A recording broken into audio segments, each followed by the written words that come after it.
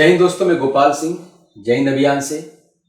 आज 24 मई को महान क्रांतिकारी सरदार करतार सिंह सराभा के जयंती पे उन्हें मैं कोटि कोटि नमन करता हूं। मैं महाभारत के युद्ध में जिस प्रकार वीर अभिमन्यु ने किशोरावस्था में ही कर्तव्य का पालन करते हुए मृत्यु का आलिंगन किया था, उसी प्रकार सराभा ने भी अभिमन्यु की भांति केवल 19 वर्ष की आयु में ही हंसते हंसते देश के लिए अपने जीवन का बलिदान कर दिया।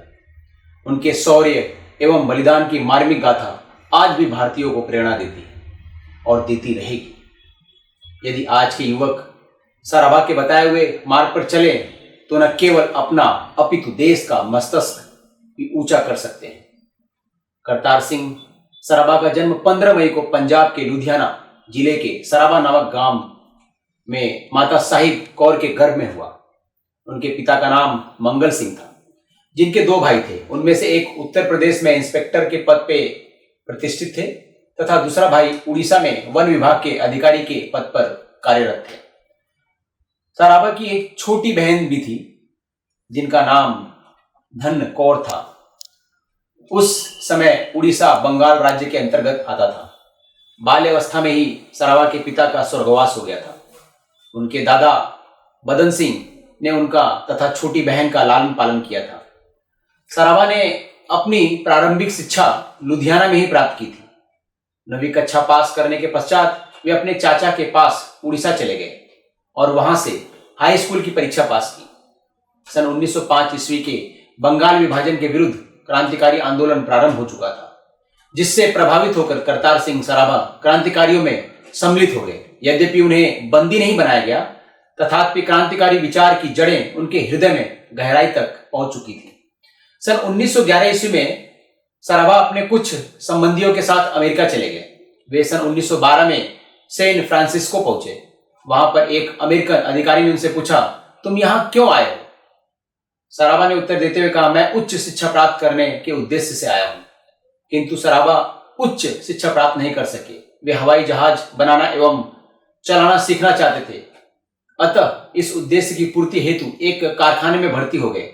इसी समय उनका संपर्क लाला हरदयाल से हुआ, जो अमेरिका में रहते हुए भी भारत की स्वतंत्रता के लिए प्रयत्नशील दिखे।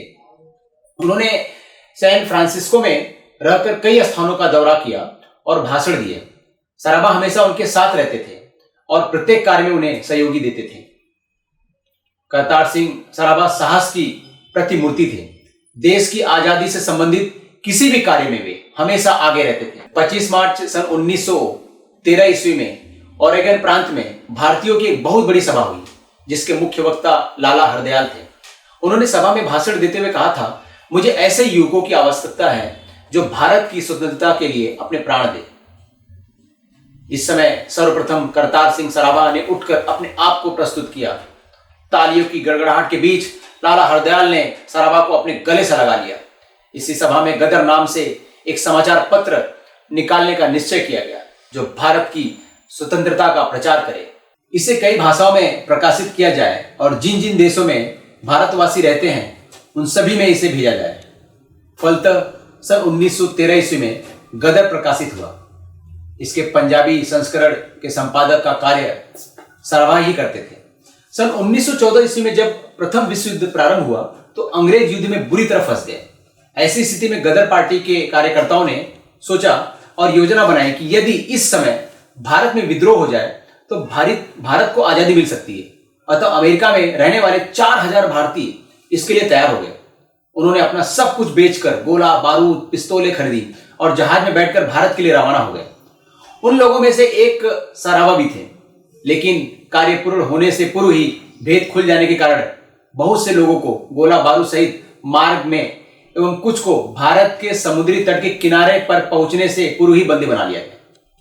सराभा अपने साथियों के साथ किसी प्रकार से बच निकले। अब पंजाब पहुंचकर उन्होंने गुप्त रूप से विद्रोह के लिए तैयारियां प्रारंभ कर दी। सराभा ने गुप्त रूप से क्रांतिकारियों से मिलने का निश्चय किया ताकि भारत में विप्लव की आग जलाई जा सके। इसी उद्देश्य की पूर्ति हेतु उन्होंने सुरेंद्र नाथ बनर्जी, रास बिहारी बोस, सचिंद्रनाथ सान्याल आदि क्रांतिकारियों से भेंट की। उनके प्रयत्नों से जालंधर की एक बगीचे में एक गोष्ठी आयोजित की गई जिसमें पंजाब के सभी क्रांतिकारियों ने भाग लिया था। इस समय सराभा की आयु मात्र 19 वर्ष की थी। इस गोष्ठी में पंजाब के क्रांतिकारियों ने यह सुझाव दिया कि रास बिहारी बोस को पंजाब में आकर क्रांतिकारियों का संगठन बनाना चाहिए। फलतः रास बिहारी बोस ने पंजाब आकर सैनिकों का संगठन बनाया। इसी समय उन्होंने विद्रोह के लिए एक योजना भी बनाई। इस योजना के अनुसार समस्त भारत में फौजी जो छावनियां थी एक ही दिन और एक ही समय में अंग्रेज सरकार के विरुद्ध विद्रोह करेगी, ऐसा उन्होंने निश्चित किया। सराभा ने लाहौर, फिरोजपुर, लायलपुर एवं अमृतसर आदि छावनियों में घूम घूमकर पंजाबी सैनिकों को संगठित करके उन्हें विप्लव करने हेतु प्रेरित किया। वस्तुतः सराभा ने पंजाब की समस्त फौजी छावनियों में विप्लव की अग्नि प्रज्वलित कर दी थी। रास बिहारी बोस छद्मवेश में लाहौर में एक मकान में रहते थे। सराभा उनके पास मिलने के लिए आते जाते रहते थे। योजना के अनुसार 21 फरवरी सन 1915 ईस्वी का दिन समस्त भारत में क्रांति के लिए निश्चित किया गया था, पर 15 फरवरी को ही भेद खुल गया। हुआ यह कि एक गुप्तचर क्रांतिकारी दल में सम्मिलित हो गया था। उसे जब 21 फरवरी को समस्त भारत में क्रांति होने के बारे में जानकारी मिली तो उसने 16 फरवरी को उस भेद को ब्रिटिश सरकार के समक्ष प्रकट कर दिया। फलतः चारों ओर जोरों से गिरफ्तारी होने लगी। बंगाल तथा पंजाब में तो गिरफ्तारियों का तांता लग गया। उस समय रास बिहारी बोस किसी प्रकार लाहौर से वाराणसी होते हुए कलकत्ता, मतलब वर्तमान जो अभी कलकत्ता है, चले गए वहां पे, और वहां से छद्म नाम से पासपोर्ट बनवाकर वो जापान चले गए। रास बिहारी बोस ने लाहौर छोड़ने से पूर्व सराभा को काबुल चले जाने का परामर्श दिया था, अतः उन्होंने काबुल के लिए प्रस्थान कर दिया। जब वे वजीराबाद पहुंचे तो उनके मन में यह विचार आया कि इस तरह छिपकर भागने से अच्छा है कि देश के लिए फांसी के फंदे पर चढ़कर अपने प्राणों को निछावर कर दूं। किसी ने ठीक ही लिखा है, वीर मृत्यु से कभी नहीं डरते, हंसकर गले लगाते हैं, फूलों की कोमल सैया समझ सूली पर सो जाते हैं। सराभा के मन में ऐसा विचार आते ही वे वजीराबाद की फौजी छावनी में चले गए और वहां उन्होंने फौजियों के समक्ष भाषण देते हुए कहा, भाइयों, अंग्रेज विदेशी हैं, हमें उनकी बात नहीं माननी चाहिए, हमें आपस में मिलकर अंग्रेजी शासन को समाप्त कर देना चाहिए। सराभा ने गिरफ्तार होने के लिए ही ऐसा भाषण दिया था, फलतः उन्हें गिरफ्तार कर लिया गया। इस अवसर पर उन्होंने बड़े गर्व के साथ स्वीकार किया कि वे अंग्रेजी शासन को समाप्त करने के लिए सैनिक विद्रोह करना चाहते थे। करतार सिंह सराभा पर हत्या, डाका, शासन को उलटने का अभियोग लगाकर लाहौर षड्यंत्र के नाम से मुकदमा चलाया गया। उनके पास 63 दूसरे आदमियों पर भी मुकदमा चलाया गया था।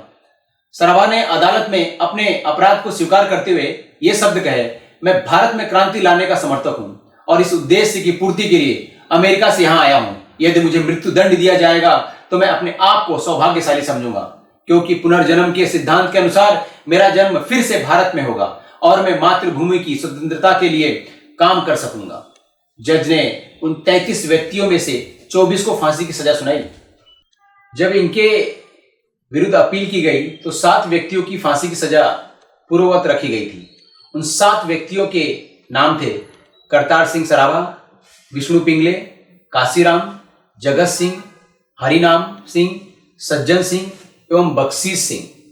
फांसी पर झूलने के पूर्व सराभा ने यह शब्द कहे थे, हे भगवान, मेरी यह प्रार्थना है कि मैं भारत में उस समय तक जन्म लेता रहूं जब तक कि मेरा देश स्वतंत्र न हो जाए। 16 नवंबर सन 1915 ईस्वी को सराभा हंसते हंसते फांसी के फंदे पर झूल गए। जज ने उनके मुकदमे का निर्णय सुनाते हुए कहा था, इस युवक ने अमेरिका से लेकर हिंदुस्तान तक अंग्रेज शासन को उलटने का प्रयास किया। इसे जब और जहां भी अवसर मिला अंग्रेजों की हानि पहुंचाने का प्रयत्न किया। इसकी अवस्था बहुत कम है किंतु अंग्रेजी शासन के लिए बड़ा भयानक है। भाई परमानंद जी ने सराभा के जेल के जीवन का वर्णन करते हुए लिखा है, सराभा की कोठरी में भी हथकड़ियों और बेड़ियों से युक्त रखा जाता था। उनसे सिपाही बहुत डरते थे। उन्हें जब बाहर निकाला जाता था तो सिपाहियों की बड़ी टुकड़ी उनके पीछे पीछे चलती थी। उनके सिर पर मृत्यु सवार थी किंतु वे हंसते मुस्कुराते रहते थे। भाई परमानंद जी ने सराभा के संबंध में आगे और लिखा है, मैंने सराभा को अमेरिका में देखा था। वे गदर पार्टी के कार्यकर्ताओं में मुख्य थे। वे बड़े साहसी और वीर थे। जिस काम को कोई भी नहीं कर सकता था, उसे करने के लिए सराभा सदा तैयार रहते थे। उन्हें कांटों की राह पर चलने में सुख मालूम होता था, मृत्यु को गले लगाने में आनंद प्राप्त होता था। सराभा जब अमेरिका से जहाज में बैठकर भारत आ रहे थे, तब रास्ते में ही उनके बहुत से साथी गिरफ्तार कर लिए गए थे, पर वे किसी भी तरह बचकर पंजाब आ गए और कुछ ही समय में अपनी देशभक्ति एवं वीरता के कारण प्रसिद्धि प्राप्त कर ली। उन्होंने पंजाब के क्रांतिकारियों को संगठित किया और चारों ओर घूम घूमकर फौजियों को विद्रोह करने हेतु प्रेरित किया। यदि भेद न खुलता तो सारे भारत में एक साथ ही क्रांति की अग्नि की लपटों में ब्रिटिश शासन जलकर राख हो जाता। सराभा भी भारत मां के एक ऐसे लाल थे जिन्होंने देश की स्वतंत्रता के लिए असंख्य कष्ट सहे और यहां तक कि अपने